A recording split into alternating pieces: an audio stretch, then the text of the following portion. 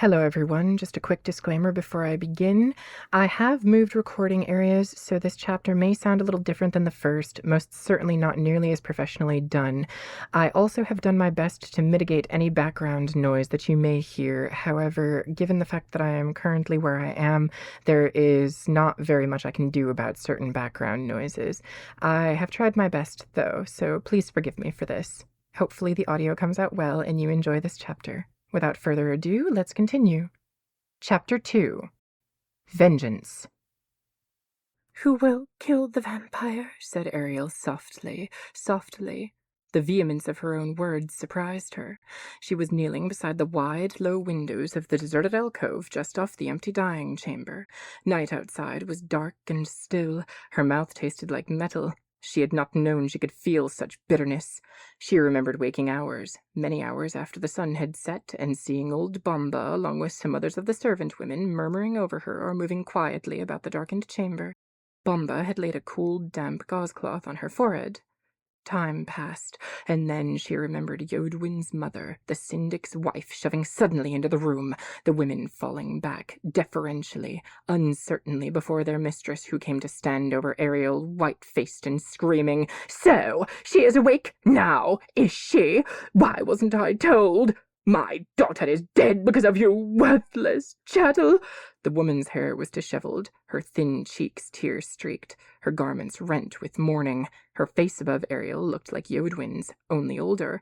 One long finger she leveled at Ariel. "Why could you not have protected my daughter? You should have given your life for your mistress!" The woman's breast heaved in a sob. "Why could the vampire not have taken you instead of Yodwin?" And then the sharp crack of the woman's hand against Ariel's cheek, so sudden that tears sprang to her eyes. Startled murmurs from the servants. The syndic, hurrying short-breathed into the chamber, pulling his wife away. "Come off, my dear! Such displays of grief are untowardly. You demean yourself before mere serving women." Then Bomba's great bulk bending over Ariel again and fingering her stinging cheek gently with murmurs of, "There, there, child. There." Ariel, beside the alcove window, stared out into the night. Since her recovery, she had kept as far from Yodwin's mother as she might.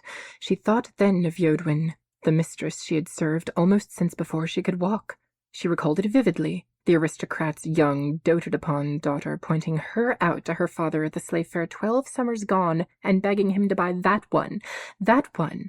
Yodwin, who had been her constant companion since, more friend than mistress, though a proud and a high-handed friend, her only friend.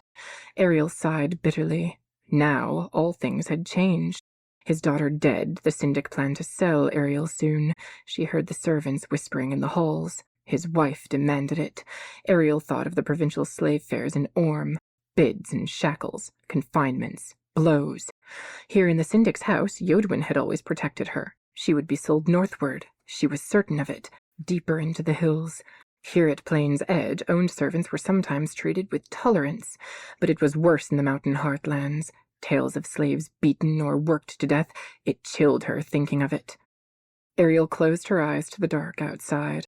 "I cannot live without Yodwin," she thought, "and I would rather die than brave the slave markets of Orm." She pulled her tangled thoughts away from that, tried to think on other things. Already the village poets were beginning to sing of the syndic's hapless daughter, stolen away for the vampire's bride. Yet with all their singing and moaning and murmuring in all the fortnight since, not one of Yodwin's friends or kith had stirred a step to climb the steeps again and confront her murderer. "That is not justice," Ariel raged silently in despair. Holding the Icarus's great black feather up before her face, she opened her eyes and stared at it. Its dull darkness absorbed and nullified the white and smoky lamplight. Without, the shade of night, now 3/4 of a half-month old, loomed blacker than birds' eyes. The white plain of Avric gleamed faintly in the pale blue light of Oceanus.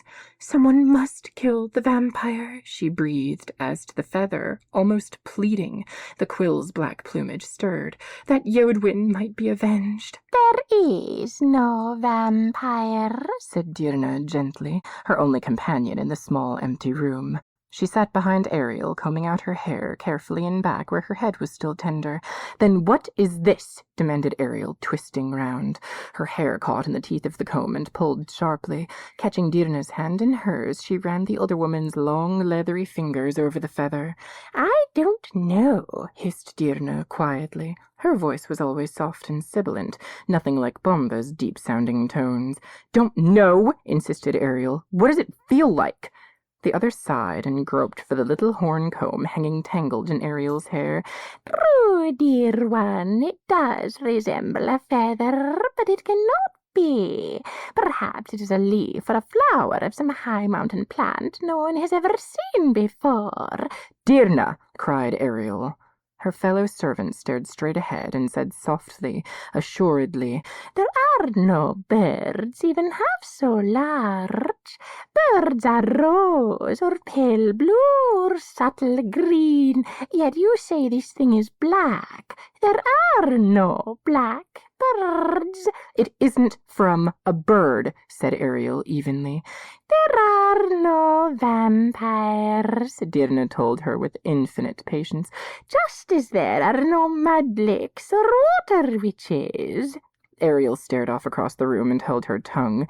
Dirna had been this way as long as she had known her. Sometimes she wore an eerie look that told she was in the mood for tales. Then she swore absolutely by the creatures of the dark. But other times her eyes seemed to clear a little, and she scoffed at them all as nothing but mad mind's wanderings. The latter humor seemed to be on her now, and Ariel despaired. Much as she shrank from Dirna's queerness, her calmer moods could be even more galling. She wished the other had not found her, come creeping into the little alcove where Ariel had retreated to gaze out at the night. She wanted to be alone. She felt Dirna beginning to run through her fine yellow hair again. "The air is thin high up on the steeps," she said.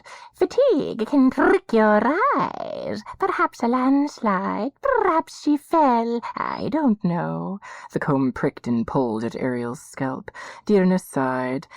"You mustn't grieve, dearling. I know it wasn't your fault." Ariel stiffened and stared at her. Dirna seemed to be listening, but Ariel saw no one in the outer chamber. The older woman said softly, conspiratorially, "Yodwin was not the easiest mistress to serve." Dirna pulled a few of Ariel's hairs from the comb. "But she admired you in a way. Did you know it? How you took her mother's every blow with never a sound. Oh, she used to fly into fits of tears if her father so much as slapped her." Dirna fluttered her fingers to let the freed hairs fall. "She was even a bit jealous of you, I think. Did you sense that, my heart? Resent it, even? Your mistress's jealousy?" "What do you mean?" demanded Ariel. Dirna's words astonished her. Yodwin jealous? And of her? Impossible. "I loved Yodwin." "Say nothing to me," hissed Dirna softly, "and I will have nothing to tell." She found Ariel's chin with her hand and turned it away to face straight ahead. She spoke almost beneath her breath. "Everyone believes you, you know, or else holds tongue. The syndic believes you, else he'd have had you beaten for the truth." Ariel felt the comb parting her hair. "They went up into the steeps with candles, have you heard? Looking for the place. Oh, they didn't find anything, though. No wonder. You can't see a thing by earthlight and candles." The comb tugged at a tangle in Ariel's hair. "They did find a few more of those leaves, feathers, whatever they are. So I heard. You were smart to strew them about. The body will have fallen all to ash by the time the sun's up." Dirna's voice had hushed to a mutter. She laughed quietly, companionably. You're much cleverer than I took you for, little one, and there must be a deal more spirit in you than you've ever let show. Tell me, did you plan it or just seize an opportunity? At sunrise you can take me up and we'll hunt for the bones." Ariel stared at her. Her throat went tight. She wanted Bomba suddenly. She wished Dirna had never come. "You'll find no bones," she choked. "The only bones you'll find are the sea things dead long years." Dirna continued combing her hair, unconcerned. "Don't fear," she said. "You can trust me." The older woman's voice was full of pity. "I know that circumstance, the altitude, a sip of horn liquor, circumstance can make anyone a little mad." Ariel pulled hard away from her. "I didn't," she said. "You think I killed her, and I didn't. It was the vampire carried her away." Dirna shook her head. "There is no vampire, child." "There is," cried Ariel. Her teeth were clenched. Outrage welled in her, against the Icarus, against Yodwin's faithless kith and friends, against Dirna and her soft, slippery words. The feather crumpled in her hand. "There is." "Not so," said Dirna firmly. "Now let me comb your hair." "No," said Ariel, backing away. "All is well," crooned Dirna with compassion. "I understand how you must feel. Have I not told you? I killed someone dear to me once, too." Ariel looked at her with horror almost as deep as that she had felt on the mountain, and remembered one of the ghastly tales Dirna had once told her, all alone in secret. It had been nothing like the silly, soothing old nurse tales of Bombas. It was nothing even like the other ones Dirna herself had ever told, for this story, she had sworn utterly, had really happened, and to her. Dirna sat, comb in hand, near where Ariel stood, and gazed at nothing, her eyes bright and filmed over. Blind, Ariel shuddered and shrank from her. "What's wrong?" said Dirna, turning her high-held head a trace. "Come here." "No," said Ariel, falling back another step. The madwoman reached for her. "Come here. I want to comb your hair." "No!" cried Ariel, and fled. The black feather fell from her hand as she ran through the empty dyeing room and then the crowded weaver's room. She tripped over a full basket of yarn, spilling the skeins across the dusty floor. Scrambling up, she fled the room, unheeding of the angry shouts that followed her. She found Bomba in the spinning room, hunched over in one corner, nodding off to sleep. Her great bone spindle lay fallen over on the floor, its fine wool thread beginning to unwind as her thick fingers relaxed. The other women spun and chatted, ignoring the old nurse. "Bomba!" cried Ariel, falling down beside her. "Bomba!" Bomba sputtered and half woke, sat a moment, blinking, then reached her massive arm to enfold the frightened girl. What's this, little one?" she murmured. "More nightmares?" "It was Dirna!" cried Ariel. She said." Bomba woke a little more, gave a snort of disapproval. "Dirna, eh? You stay away from her, child, old tail twister. She's a little fey, you know." Ariel buried her face in the soft fold of Bomba's bosom and sobbed. "I will kill the vampire," she choked, longing for Yodwin and hating her murderer. "I will kill him." Her whole body shook. She thought again of the Syndic's wife. Why could the vampire not have taken you instead of Yodwin? Now Dirna's words made her feel even more deeply that it was somehow all her fault. The old nurse clucked, patted, and stroked her hair for a while. Gradually, Ariel's weeping quieted. She clung to Bomba and felt no consolation. The old nurse settled herself a bit more comfortably, sighed, and drifted off into sleep again. The women spun on, unconcerned. The climb up the cliffs was steep, and Ariel was out of breath, for she was hurrying. Solstar had barely been peering over the rim of the western deserts when she had slipped away from the others at their morning prayers in the courtyard of the Syndic's house, praying to the unknown nameless ones, they who had first fallen from the sky in fire to quicken this, a then dead world, the moon of Oceanus, into life. Little was known of them, and they were not much spoken of. Ariel quickened her pace along the brittle mountain trail. No one had seen her leave the village. She carried only the long knife she had stolen from the kitchen and a small sack of provisions. She did not know how long she would have to wait, but she would wait. Wait until the Icarus came, or the food ran out, and she died. "Surely he will come," she thought. "If only I wait long enough. He must come. Hear me, O unknown nameless ones," she panted, padding rapidly along the narrow rising path. She had never prayed before, but she had heard the Syndic do it, offering up the house prayers each morning and the village prayers each night. "Hear my words," prayed Ariel. Let there be justice for the killing of my mistress and my friend. Not any of her family seeks to avenge her, as I would, thought Ariel, pausing for breath. Her head was spinning from her haste. Let them hear me for Yodwin's sake. I myself am of no consequence. The unknown nameless ones granted few prayers, she knew, and generally only personages of great importance dared petition them. She eyed the star-strewn sky uneasily, hoped fervently that no blue-white lightning would dart down to silence her presumption. It was not courage that had prompted her to make this climb, only despair. The slave fairs would be held next day month in Orm. Answer this entreaty of one small slave, O ancient ones, she cried into the thinning air, and I care not what becomes of me after. What did her life matter any more? Yodwin was dead. I will go quietly into new slavery, or dedicate myself at temple to your service, or spill my blood on the altar cliffs in sacrifice to you. What you will. All three prospects terrified her, but she made herself speak the words. Surely the gods would have pity on one so desperate? The dark, vast sky above loomed empty but for stars. She gasped for breath and realized then that tears were streaking her cheeks.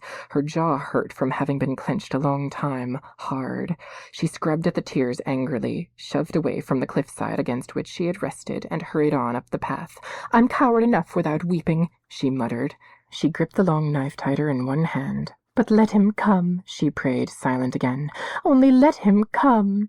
Solstar was a few degrees into the star-littered sky by the time she reached the summit. The air was thin, cold. There was no wind. She put her provisions down and knelt, sat on the hard, hot rock. The sun rose slowly, half a degree every hour. The constellations turned slowly. The waning planet did not move, sat motionless in the heavens like a great, slow, blinking eye. When the sun was 4 degrees into the sky, Ariel laid a handful of bedshell seed and took a sip of water from the flask. When Sol's star was 6 degrees above the plain, she ate again and stood up. Her legs were stiff and sore. One foot prickled numbly. She paced back and forth over the crumbling rock to get the circulation back. Then she sat down again and waited, dozed, ate, and waited again. He did not come. The sun was 16 hours into the heavens when she discovered the cracked mouth of her water flask had leaked half its contents into the thirsty rock. Solstar had climbed another 12 degrees when she drank the last of the water and threw the flask away. The sun was 36 degrees into the heavens when she ate the last bedshell seed. Her mouth felt tight and dusty, and she was hungry still. The stars wheeled slowly on. Her thirst and hunger grew until she felt dry and hollow as a reed. Solstar was halfway to its zenith when the vampire came. He came out of the northwest, as before, but this time she saw him from a long way off. At first she thought it was just hunger making the stars wink out occasionally, but no, she could see more clearly now that she concentrated, now that he was closer, that the small but growing shadow across the stars was more than a simple figment of her own fatigue. He was still far, and all she could make out clearly of him was the churning of his dozen wings against the dark sky and the faint, eerie glow of his garments. He came very rapidly, as before. Ariel stood up, shaking a little. For a moment, she was seized with the overriding desire to run, hide, escape lest he see her. No, let him pass, she almost prayed. Let him fly on. But there was no mistaking that he must see her now that she was standing, and no mistaking that his course was taking him directly to her. She held the knife up in front of her in both her hands. He alighted on the cliff's edge, only paces from her. She felt the wind of his alighting and shuddered, but stood fast. His wings stilled, yet stayed spread. He draped and folded them about him in such a way that she could see little of his figure and nothing of his face. "You have been waiting for me," he said. His voice was startlingly quiet, clear, even beautiful, like a deep, full-ringing bell. The thinness of the air did not seem to affect it at all. "Yes," said Ariel, and her voice was nothing, a muted squeak. She gathered herself. "Yes, I have been waiting for you," she cried out boldly, and could barely hear the words herself. "I knew that you would be here when I returned," the Darkangel said. "Then you would have done better not to have returned," she shouted softly. She wondered what manner of hideous creature stood behind those wings. "Do you mean to kill me?" his voice asked calmly, reasonably. The vampire's wings rustled, but did not part. Hatred welled in Ariel, and she cried, "Yes, you have taken Yodwin, and I will kill you for it." "I chose her as my bride," he said. "It is a great honor." "It is death," spat Ariel, rage choking her. She heard the vampire sigh behind his wings. "After a fashion, I suppose. But at a small enough price." "And how many now have you wrung the price from, Icarus?" she demanded. "How many maidens have you stolen for brides?" Silence followed for a moment, as though the Darkangel were thinking. "I think I have had 12 brides in as many years," he said, then laughed. "I am a young vampire." Ariel gripped the haft of her long blade tighter and started toward him. "Stop!" he cried, his voice of a sudden commanding and stern. "You have not the power, nor the will." Then he opened his wings, and Ariel felt she could not move for wonder. Before her stood the most beautiful youth ever she had seen. His skin was pale and white as lightning, with a radiance that faintly lit the air. His eyes were clear and colorless as ice. His hair was long and silver, and about his throat he wore a chain. On 14 of the links hung little vials of lead. He was smiling at her slightly. A cruel smile that even in its cruelty was beautiful. Ariel felt her knees buckling. The vampire caught her as she fell and seized the knife from her. He clasped her to him. His body was colder than shadow. So cold she felt the warmth of her own body running away into his, while his own cold invaded her. The air round them was bitter chill, smelled heavy and sweet as licorice. She felt his great wings buffeting around her suddenly, and realized they must be flying. "Where are you taking me?" she tried to say, but he was holding her too tightly for her to speak, even to breathe. She felt the windless emptiness above the atmosphere, felt the vampire's dozen wings straining in the void. "We must be among the stars by this time," she thought vaguely, before the chill and airless dark intruded on her thoughts, and she lost consciousness. Her first awareness was of being able to breathe again. He had relaxed his grip. The atmosphere was rare, yet thin enough to make her gasp, but she could breathe. The Darkangel's great wings still beat about her. She sensed the buoyancy of flight, and she was cold still, so very cold. They were descending. She felt it. The rhythm of his wings had changed, and in the distance below she heard a thin wailing, keening, almost screaming. It grew louder and more terrible as they drew near. Shriller it became, more raucous. Hoots and shrieks and howls of hysterical laughter, until they were hovering in the midst of it. The buffeting of his wing beats grew so fierce that Ariel half swooned. The screaming swelled and rose. The Icarus touched down and stilled his wings. He let go of Ariel, and she landed at a heap at his feet. "Get up," he said. Ariel raised her head and looked around her. They were on the terrace of a tower, a tremendously high tower of cold gray stone. It sweated in the light. A spiral stair twisted up the central core a turn or two above the level of the terrace to the base of the pole where the standard flew. It must have been woven of witch's breath, thought Ariel. So light it was that even the seldom wind at such a height could lift it, send it streaming back from the pole in long furls. Gargoyles sat on the battlements. Lean they were, and the same hideous gray damp as the stone. They looked at her with hollow eyes and rattled their silver chains. They had wings of bats or wings of birds, most of them, and licked their beaks or teeth with forked and doubled tongues. Two paced restlessly before their platforms. Others whined and picked their claws, or groomed their mangy fur, or feathers, or lizard skin, or scales. The nearest one snapped at Ariel. She drew away from them, pressed closer to the vampire, but he moved off from her to the hole in the floor where the spiral stairs entered the tower. "Come," he said. "They'll not attack you while you are with me, but you must not come here alone." Ariel looked first at him, at his beautiful bloodless face, his colorless eyes and long silver hair. She had never seen any living being so fair as the Darkangel. She glanced back at the starved, ragged gargoyles. They had a sharp stench to them, like rotted cheese or buttermilk. Ariel could think of no creature foul enough to compare with them. The Icarus paused gracefully at the steps. All his moves were grace. "Do you come?" Ariel turned back to him. "I am to be your bride," she said, not questioning. The certainty of it overwhelmed her. The Darkangel looked at her then and laughed, a long, mocking laugh that sent the gargoyles into a screaming, chattering frenzy.